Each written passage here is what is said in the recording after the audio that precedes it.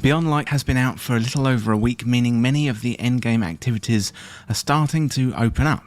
And if you want to take part in the endgame, whether it be the Deep Stone Crypt Raid or Trials of Osiris, you're going to want to level up towards 1260 as fast as possible. And today I'm going to cover the main ways of leveling as well as offer useful tips and tricks along the way. So the following is a guide for fast and easy power levels, plus how to get power level 1260 quickly in Beyond Light. And don't forget, if you're new around here, hit that subscribe button down below for all the latest Destiny 2 content and turn on notifications by hitting that bell. So before we jump into the guide, there's a few terms we should go over, including soft cap, hard cap and pinnacle cap. And these are going to be the benchmarks that you're looking for when power leveling in Destiny 2 Beyond Light. So we've all started at the same base power level, and that is 1050, and we're working towards the pinnacle cap of 1260. So the soft cap is when we reach power level 1200, the hard cap is power level 1250, and the pinnacle cap is 1260. And there's going to be different power leveling techniques needed for each of these caps. So you want to check the timestamps down below for specific information on that if you've already hit one of these caps. So there's two main ways to level up in Beyond Light. You've got your gear power and your artifact power. So your gear includes weapon slots and armor slots, and you add up all of these and then divide by 8 to get an average. You also have your artifact, which will add additional power levels on top of your gear power through gaining XP through various activities. So the first thing you want to do in Beyond Light is complete the main campaign, and this is going to be a good way to power up. However, the campaign does get a little bit tricky, so you may want to pop out halfway through and do some leveling to help you get through the campaign. Completing the campaign will give you access to the new Stasis subclass, plus will give you rewards to help get you closer to 1200.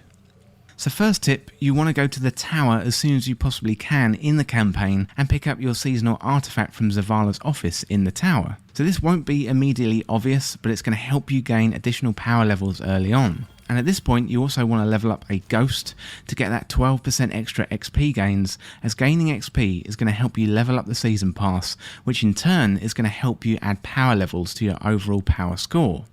So first up, let's have a look at the soft cap leveling. So once you've beaten the main campaign, you want to work towards the soft cap of 1200 if you're not there already. And this can be done pretty much through any activity in the game, including lost sectors, public events and opening chests that are marked on the map. Ideally at this point you don't want to be running strikes or gambit or crucible, as doing these is going to get you powerful and pinnacle rewards after a few matches. So what you want to do is save that for your hard cap leveling between 1200 and 1250. So what I would do after the main campaign is do the post-campaign missions from Variks and the Stranger, and then focus your time on unlocking the lost sectors on the Cosmodrome and Europa, as these are going to help you later on. Lost sectors are really good because sometimes they have wanted enemies in there or nightmares, so any yellow bar enemies are going to be good. Opening up the chests at the end of lost sectors often reward you blue drops, which is going to help you get towards 1200. Patrols are really good too, so open up your ghost on a location and look out for the markers, and the best one I find is the one with the diamond shape with the 4 mini diamonds at the edges. So these ones are kill any enemy patrols, meaning you can complete them very easily and quickly by killing anything. So you can do a combination of lost sectors, patrols and regional chests on Europa and the Cosmodrome, and if you run out of them on there, then head out to the other locations too. So in summary, for soft cap leveling, you want to complete the campaign, pick up the artifact from the tower, focus on the lost sectors, patrols or public events, and you want to stay away from strikes, crucible and gambit, plus other powerful and pinnacle milestones for now. So once you are at 1200 in all of your gear slots, then it's time to move on to the hard cap leveling process. So next up, we've got the hard cap leveling, and the hard cap leveling process takes you from 1200 to 1250. And this grind is going to be a little bit different from before, as the previous methods aren't going to work for you. So once you've hit 1200, you're going to need to focus on powerful reward sources to break through the soft cap of 1200. And you can see powerful reward sources on the map as they're indicated by yellow markers. And you can inspect them and it will tell you what to do. So for example, you may need to complete 3 strikes or 3 crucible matches or 3 gambit matches. And some of these are pinnacle rewards, and it may be best to save those for the 1250 to 1260 climb. However, if you're not going into the raid on day 1, then feel free to go ahead and do these. So one of the best ways to level up towards the hard cap is to rank up Valor and Glory ranks in Crucible. So survival PvP is a great way to get fast levels when you're going between 1200 and 1250, as each reward at the end is going to be around or above your current gear score, even with blue drops. So survival has two modes. You've got regular and freelance for solo players, and survival PvP is very rewarding and often giving you 3 or 4 rewards for each match. So ranking up in Gambit Infamy is also a good way to level up, so it's not as much of a grind as it used to be, the matches are much quicker and you can level up nice and fast. So before going into these activities, you want to pick up bounties from the various vendors. So if you like strikes, pick up the bounties from Zavala.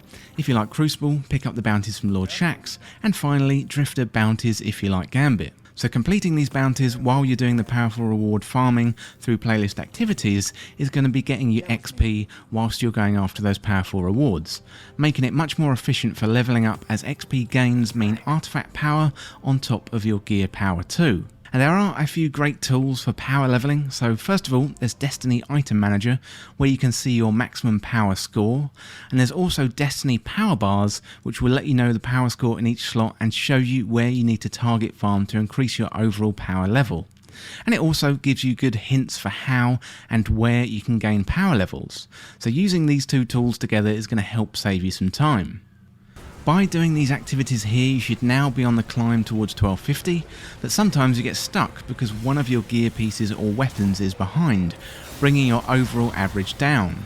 And this is where target farming comes into play. So there's a new activity that comes with Season of the Hunt called Wrathborn Hunts. So you have to own the Season of the Hunt to access this, but it really helps, and the loot that you get from this activity is really going to help you supercharge your leveling during the power climb towards the hard cap at 1250. So run through the opening quest and get access to the Cryptolith lure from the Crow, and by adding specific mods to the lure you can target farm specific pieces of gear. So if you have something underleveled, then you can target the gear you need to improve for your overall power level. Wrathborn Hunt rewards are really good for power leveling, and you can rank up at Crow to increase the number of powerful rewards that you get.